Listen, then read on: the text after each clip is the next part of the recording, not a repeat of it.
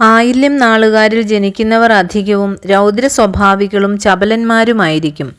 ഉപകാരസ്മരണ ഇവരിൽ കുറവായേ ഇരിക്കുകയുള്ളൂ. അതുകൊണ്ട് ഇവർ എത്ര ആത്മാർത്ഥതയുള്ളവരെന്ന് തോന്നിയാൽ പോലും അടുത്തിടപെടുമ്പോൾ മാത്രമേ ഇവരുടെ സ്വഭാവത്തിൻ്റെ സ്വാദറിയാൻ കഴിയുകയുള്ളൂ. നല്ലപോലെ സംസാരിക്കുവാനും സന്ദർഭോചിതമായി പെരുമാറുവാനും ഇവർക്ക് കഴിയും. കുടുംബത്തിൻ്റെയോ സംഘത്തിൻ്റെയോ സ്ഥാപനങ്ങളുടെയോ നേതൃത്വം വഹിക്കുവാനും ഇവർക്ക് കഴിയുന്നു. നേതൃത്വത്തിനു വേണ്ടി ആഗ്രഹിക്കുകയും പരിശ്രമിക്കുകയും ചെയ്യുന്ന സ്വഭാവവും ഇവർക്കുണ്ടായിരിക്കും. തൊടുന്നതിലൊക്കെ ഉത്കടമായ ശാഠ്യബുദ്ധി ഇവരിൽ സ്ഥിരമായി കാണും. ആവശ്യത്തിൽ കവിഞ്ഞ് ആരോടും ഇടപെടുകയോ ഇണങ്ങിക്കഴിയുകയോ ചെയ്യാത്ത ഇവർ ബുദ്ധി കൗശലത്തിൽ മുൻപന്തിയിൽ നിൽക്കുന്നവരായിരിക്കും. ഇതിവരെ സംബന്ധിച്ചിടത്തോളം മറ്റുള്ളവർക്ക് തെറ്റിദ്ധാരണയുണ്ടാക്കാവുന്ന ഒരു രഹസ്യമാണ്. വാസ്തവത്തിൽ ഇവർ വളരെ ഭീരുക്കളും ശുദ്ധാത്മാക്കളും സാധു സ്വഭാവികളുമാണ്. എന്നാൽ ഇവർ അഹംഭാവികളെന്നോ തണ്ടന്മാരെന്നോ മറ്റുള്ളവരെ കൊണ്ട് തോന്നിക്കുവാൻ ഇടയാക്കുന്നു.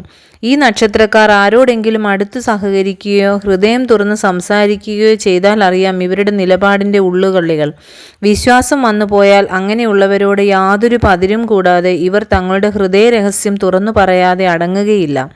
കാഴ്ചയിലും പെരുമാറ്റത്തിലും കാണുന്ന ഇവരുടെ ഗാംഭീര്യത്തിൻ്റെ വിശ്വരൂപം വെറും പൊള്ളയായിരിക്കുമെന്നുള്ളതാണ് പരമാർത്ഥം. ഈ നാളുകാർ സ്നേഹത്തിൻ്റെ പേരിൽ ആരെയും കണ്ണടച്ചു വിശ്വസിക്കില്ല. എന്നാൽ അതിശയം തോന്നിക്കുമാറ് ഏത് കള്ളനെയും കൊള്ളരുതാത്തവനെയും ഇവർ വിശ്വസിക്കുകയും അവരുമായി സമ്പർക്കം പുലർത്തുകയും ചെയ്യുന്നതായി കാണാൻ കഴിയും. പിശുക്കും ധാരാളിത്തവും തുല്യമായി കാണുവാൻ കഴിയുന്ന ഇവർക്ക് എല്ലാ തരത്തിലുമുള്ള ആളുകളോടും ഇടപെട്ടു കഴിയുവാനുള്ള സാമർഥ്യം ഒന്ന് പ്രത്യേകം തന്നെ ആയിരിക്കും. ഇഷ്ടം പോലെ പ്രവർത്തിക്കുവാനും പറയുവാനുമുള്ള ഇവരുടെ സ്വാതന്ത്ര്യം ചോദ്യം ചെയ്യുവാൻ പാടില്ലാത്തതായിരിക്കണമെന്ന് നിർബന്ധമുള്ളവരുമായിരിക്കും ഈ നാളുകാർ. അതുകൊണ്ട് സുഖത്തെയും സ്വാതന്ത്ര്യത്തെയും നശിപ്പിക്കുന്നതോ നശിപ്പിക്കപ്പെടാവുന്നതോ ആയ യാതൊരു ബന്ധവും കൂട്ടുകെട്ടും ഇവർ ഇഷ്ടപ്പെടുകയില്ല. എന്നാൽ സ്വന്തം താല്പര്യങ്ങളെ സമ്മതിച്ചു കൊടുക്കുന്ന ആരോടും ഇവർക്ക് പ്രത്യേക പ്രതിപത്തി ഉണ്ടായിരിക്കും. അങ്ങനെയുള്ളവരെ എന്ത് അപവാദങ്ങളും സഹിച്ച് ഇവർ സഹായിക്കുകയും ചെയ്യും. ഇവർ വലിയ അഭിമാനികളായിരിക്കും. അഭിമാന സംരക്ഷണത്തിന് വേണ്ടി വരുന്ന എന്തു ത്യാഗത്തിനും ഇവർ സന്നദ്ധരായിരിക്കും. അന്യന്മാരെ ചതിക്കണമെന്നോ ദ്രോഹിക്കണമെന്നോ ഇവർക്ക് യാതൊരു ദുഷ്ടവിചാരവും ഉണ്ടായിരിക്കുകയില്ല. എന്നിരുന്നാലും മനസ്സറിയാതെയുള്ള അപവാദങ്ങൾക്കും ആരോപണങ്ങൾക്കും ഇവർ പാത്രീഭവിക്കാറുണ്ട്. യഥാർത്ഥമായ ഉപകാരം അർഹിക്കുന്നവരുടെ കാര്യത്തിൽ ഇവർക്ക് യാതൊരു താല്പര്യവും ഉണ്ടായിരിക്കില്ല.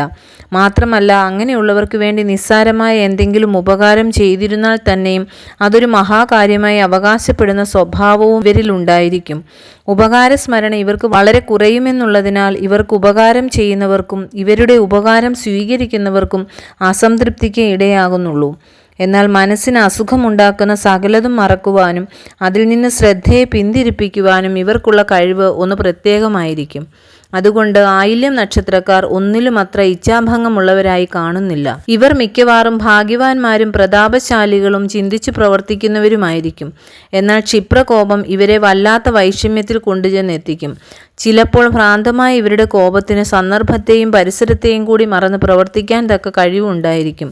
എന്നാൽ ക്ഷോഭിക്കേണ്ട ചില രംഗങ്ങളിൽ ഇവർ പ്രശാന്തരായും കാണാവുന്നതാണ്.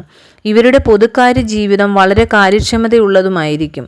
ജീവിതത്തിൻ്റെ എല്ലാ മണ്ഡലങ്ങളിലും വ്യവസ്ഥയും ചിട്ടയും പുലർത്തി അതിനെ ധന്യമാക്കി തീർക്കാൻ ആയില്യ നാളുകാർക്കുള്ള വ്യഗ്രത അനുകരണാർഹമായിരിക്കുമെങ്കിലും ഇവർ കെട്ടിപ്പടുക്കുന്ന ജീവിത സൗഭാഗ്യങ്ങൾ പൂർണ്ണമായി അനുഭവിക്കാനുള്ള ഭാഗ്യയോഗം ഇവരിൽ കാണുന്നില്ല.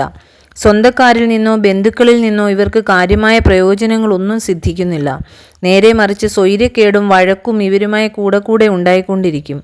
ഈ നക്ഷത്രത്തിൽ ജനിച്ച സ്ത്രീകൾക്ക് ഈ ഫലങ്ങൾ മിക്കവാറും അനുഭവമായിരിക്കും. എന്നാൽ തികഞ്ഞ തൻ്റെടവും തനിക്ക് താൻ പോന്ന സ്വഭാവവും ഇവരിലുള്ള സവിശേഷതകളായിരിക്കും. പുരുഷന്മാർക്കുള്ള ചുറുചുറുക്കും പ്രവൃത്തി കൗശലവും ഇവർക്കുണ്ടായിരിക്കും. ഭരണസാമർഥ്യം പ്രത്യേകമായി കാണുവാൻ കഴിയും. സുഖാനുഭവത്തിലും ഈശ്വരഭക്തിയിലും സത്യധർമാദികളെ കൈവിടാതെ കഴിവതും ജീവിക്കുന്നതിലും ആയില്യകാരികൾ നിഷ്ഠയുള്ളവരായിരിക്കും. ആയില്യ നാളുകാരിയായ സ്ത്രീകളെ സൗന്ദര്യം അത്രയൊന്നും അനുഗ്രഹിച്ചെന്ന് വരുന്നതല്ല. ഇവർ സൗന്ദര്യത്തെ കാത്തു സൂക്ഷിക്കണമെന്ന നിർബന്ധകാരികളുമായിരിക്കുകയില്ല. ഗൃഹഭരണത്തിലോ മറ്റ് പ്രവൃത്തി മണ്ഡലങ്ങളിലോ ഇവരും സ്വതന്ത്രകളായിരിക്കാനാണ് ഇഷ്ടപ്പെടുന്നത്. ആരുടെയും മേൽക്കോയ്മ ഇവർ അംഗീകരിച്ചെന്ന് വരുന്നതല്ല. എന്നാൽ ഏത് പ്രവൃത്തികളും ഉത്തരവാദിത്തം കൈവിടാതെ തൻ്റെടമായി ചെയ്തു തീർക്കും. ആധികാരികമായ വിധത്തിലല്ലാതെ ഇവരുടെ വാക്കിലും പ്രവൃത്തിയിലും മറ്റൊന്ന് കാണുക വളരെ ചുരുക്കമായിരിക്കും. ഉപദേശം സ്വീകരിക്കാനല്ലാതെ ഉപദേശിക്കാൻ ആരും ഇവരെ സമീപിക്കുന്നത് ഇവരിഷ്ടപ്പെടുന്നില്ല. കൃതജ്ഞതയും ഉപകാരസ്മരണ ഇല്ലായ്മയും ഈ നാളുകാരിൽ അധികം പേരിലും കണ്ടെന്നു വരാം. ഇതുകൊണ്ടെല്ലാമായിരിക്കും ഓരോവിധ മനക്ലേശങ്ങൾ ഇവരുടെ ജീവിതത്തിലെ സന്തത സഹചാരികളായി കാണപ്പെടുന്നത്. ആയില്യം നാളുകാരികൾ പലവിധ ജീവിത യാതനകളോടുകൂടി മുന്നോട്ടു നീങ്ങുന്നവരായിരിക്കും. ദാമ്പത്യ ബന്ധത്തിൽ പൊതുവെ സംതൃപ്തി അനുഭവിക്കുന്ന ആയില്യം നക്ഷത്രക്കാരികൾ വളരെ കുറയും. ജാതകത്താൽ 7ാം ഭാവാധിപന്റെ ബലത്തെ ആശ്രയിച്ചുള്ളവയായിരിക്കും നന്മയുടെ വശം. വളരെ താമസിച്ചുള്ള വിവാഹമോ ഭാര്യാഭർത്തൃ കലഹമോ മരണമോ ഏതെങ്കിലും കൊണ്ട് സ്ത്രീ പുരുഷ ഭേദമന്യേ ആയില്യം നക്ഷത്രക്കാരുടെ ദാമ്പത്യ ജീവിത മാർഗം കല്ലും മുള്ളും നിറഞ്ഞതായിരിക്കും. സർപ്പപ്രീതികരങ്ങളായ കർമ്മങ്ങൾക്കും വിഷസംബന്ധമായ കാര്യങ്ങൾക്കും കച്ചവടം തുടങ്ങുന്നതിനും ഈ നാള് നല്ലതാണ്. ദശാനാഥൻ ബുധനാണ്. കേതു, ശുക്രൻ, സൂര്യൻ, ചന്ദ്രൻ, ചൊവ്വ ഈ ക്രമത്തിൽ ദശാകാലം നടക്കുന്നു. ആയില്യത്തിന് ജനനം ബുധദശയിൽ 9 വയസ്സുവരെ സാമാന്യമായ കണക്ക്.